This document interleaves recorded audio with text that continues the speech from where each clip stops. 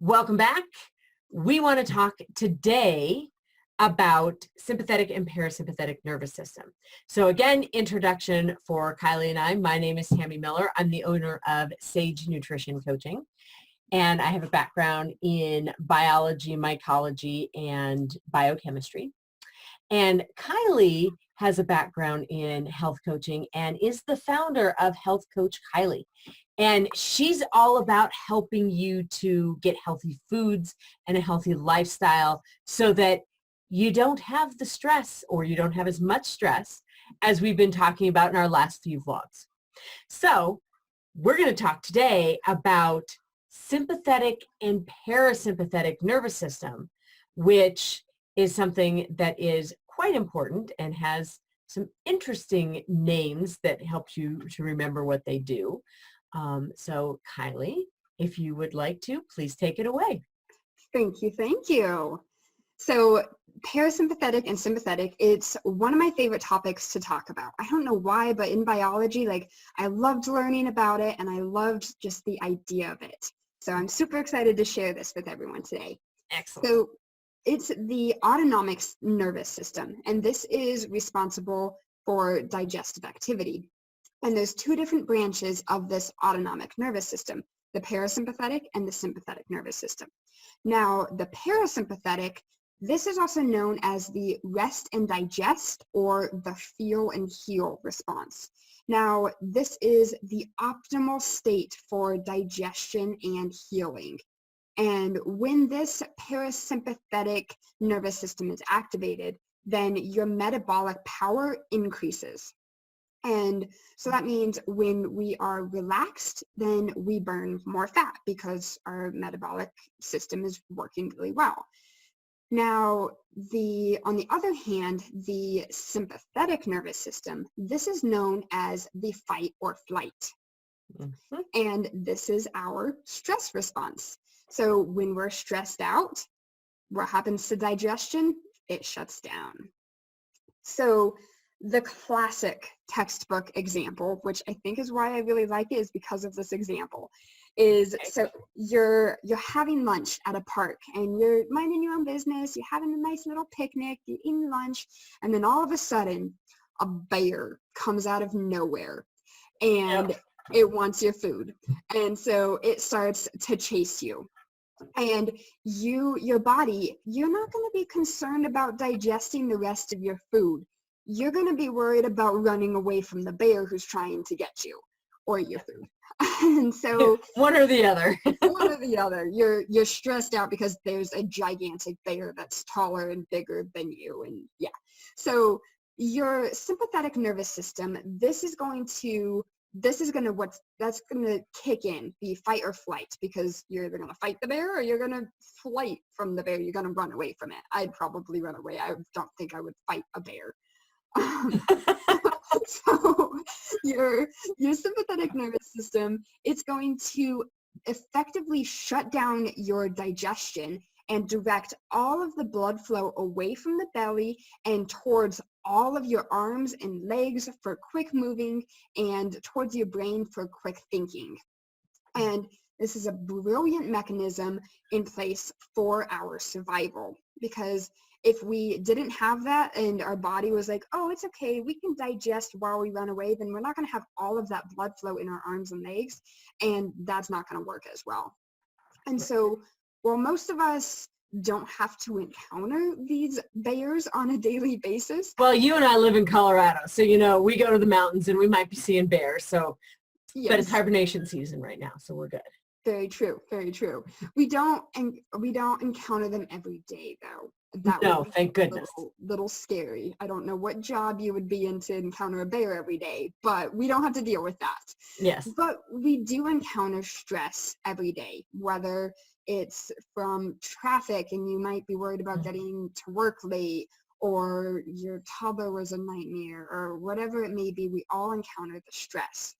Mm-hmm. Now, on a psychological level, your body doesn't really differentiate between a bear chasing you and your boss yelling at you, or you getting in that tense traffic jam.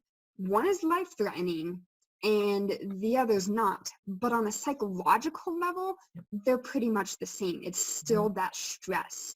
Yep. And so they both trigger the body to shut off the digestion, store fat, and this is going to decrease our metabolic power. Yep. Now, it does a couple of other things, if I can jump in as well. Please. So the sympathetic nervous system, I always tell people they call it that because it's sympathetic to the situation that you're in. Like you got to run from the bear or fight the bear. So it's being very sympathetic towards you. But epinephrine, norepinephrine, or adrenaline, we hear it called, is released. And not only does it constrict the vessels in your gut to move all of the blood out to the extremities, but it also dilates your pupils. Better to see you with, my dear, you know, if you're going to fight that bear. It, yeah, exactly, exactly. It also increases your heart rate. It increases your blood pressure. Okay. And so those are things when you're saying our body doesn't know the difference between, you know, when we're thinking physiologically and psychologically between the bear and, you know, our boss yelling at us or being in traffic. We've all been in traffic where someone goes to cut us off and you feel your heart rate shoot up. You know your blood pressure's high.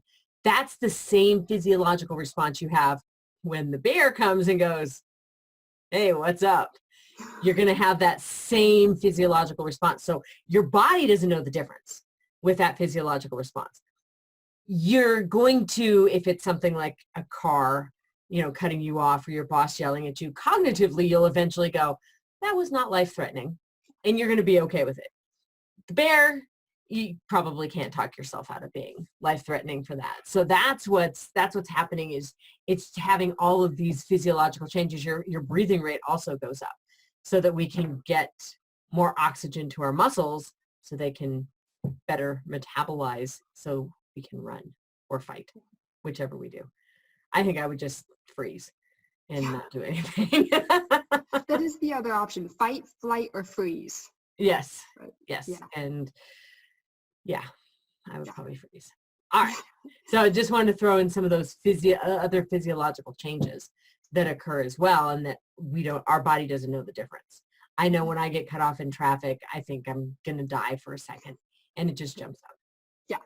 Well, thank you for explaining that. Yeah, especially like the pupils dilating so that you can see better, and the blood vessels constricting so that it sends the blood elsewhere. That's really more in depth. So I really enjoyed that. Thank you.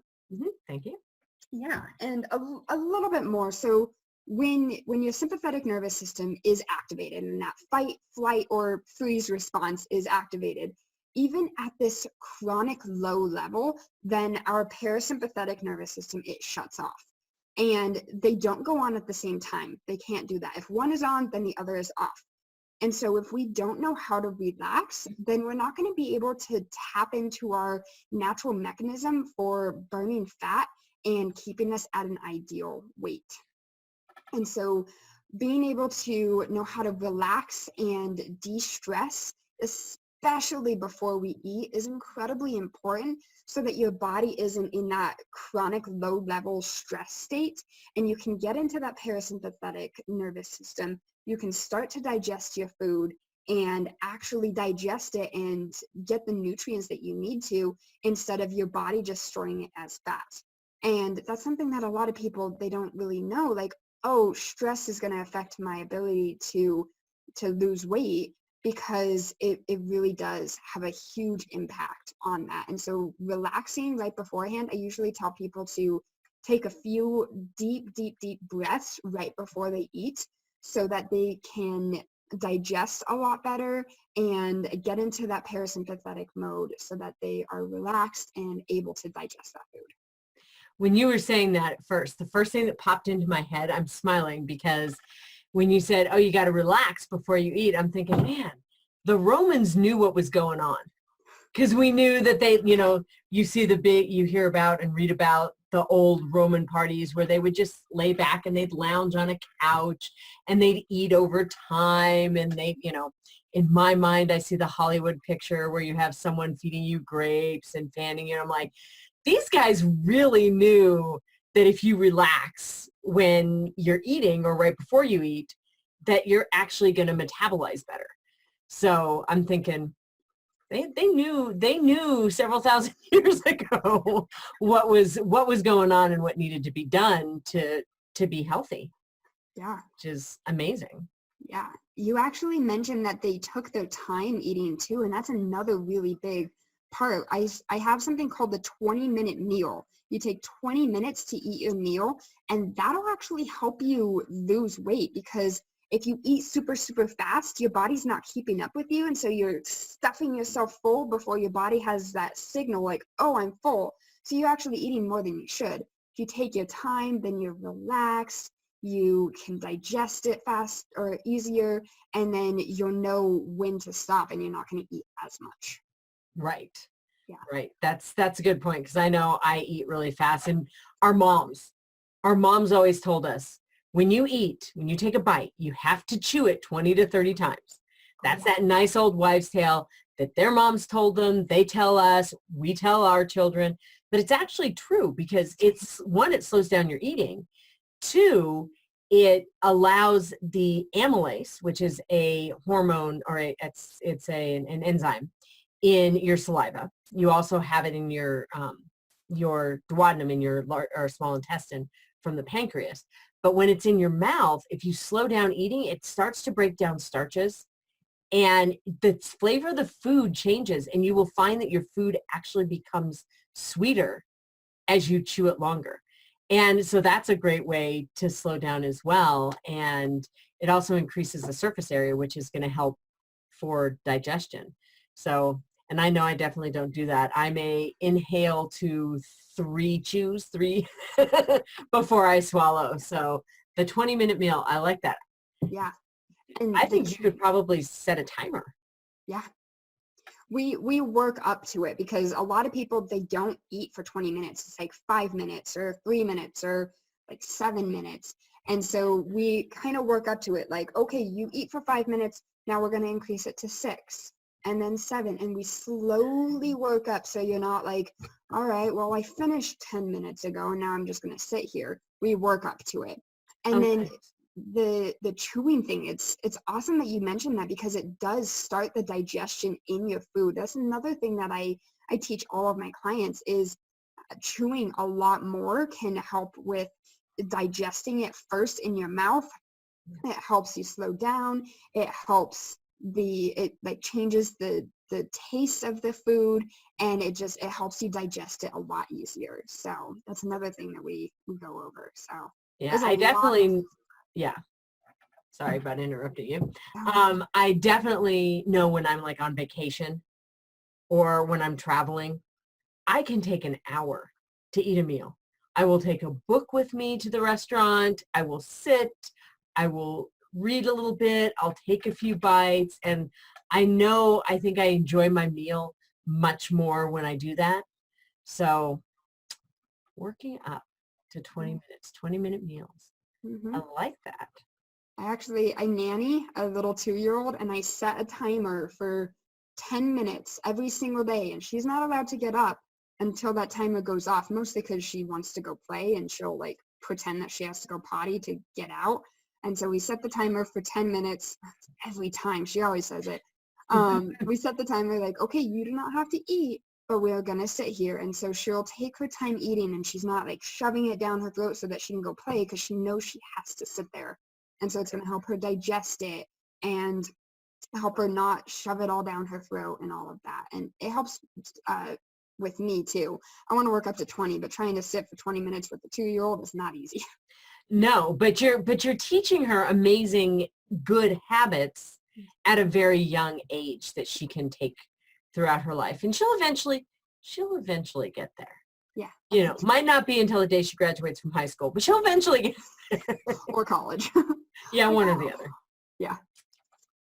Perfect. All right. So do you have more on the parasympathetic? And I don't think so. That was pretty much it. The rest and digest and fight or flight, and they can't be turned on at the same time. So relax before you eat, and everything will be digested a lot easier. And also taking a few deep breaths before you go to bed, and just kind of calming your body down. That'll help you get into the rest and digest, or the rest part, and not fight or flight, and your body is constantly like, oh my gosh, freaking out. So that can help you relax too. Excellent. And buy a lounging couch for your kitchen, for your dining room or kitchen, so that you've got someplace to go. Right. Perfect. I love it. Well, thank you so much. So now we know that don't eat stressed. Relax. Chew your food more. Take your time so that you're not thinking about that bear chasing you as you are trying to eat. You don't have to eat that fast. You don't have a bear in your house. It's going to take your food off your plate. So Yep. keep it slow. Keep it happy. And take a few deep breaths before you eat. Perfect. I love it. Yeah. Thank you so much. Yeah, All right. thank you. That is our blog for today on stress and anxiety. Thank you so much. We'll see you again.